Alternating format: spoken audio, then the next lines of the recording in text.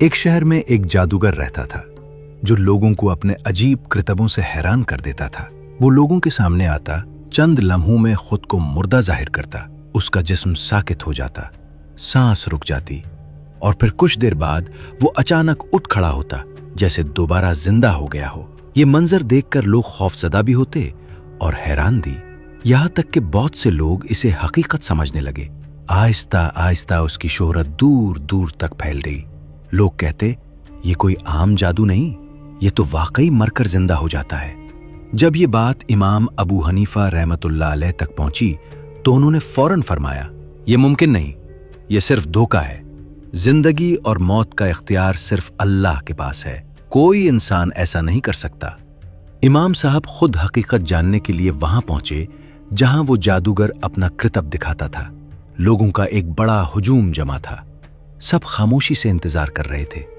جادوگر آگے بڑھا، زمین پر لیٹ گیا، اور چند ہی لمحوں میں ایسا لگا جیسے اس کی جان نکل گئی ہو۔ کچھ دیر بعد وہ پھر اچانک اٹھ بیٹھا۔ لوگ چیخ اٹھے اور کہنے لگے، دیکھا، یہ سچ ہے۔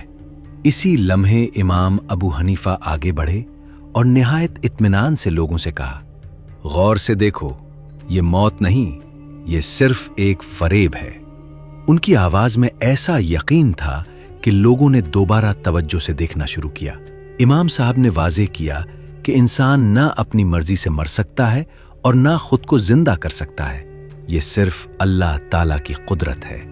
لوگوں کے دلوں سے آہستہ آہستہ وہ خوف ختم ہونے لگا جو اس جادوگر نے پیدا کر دیا تھا۔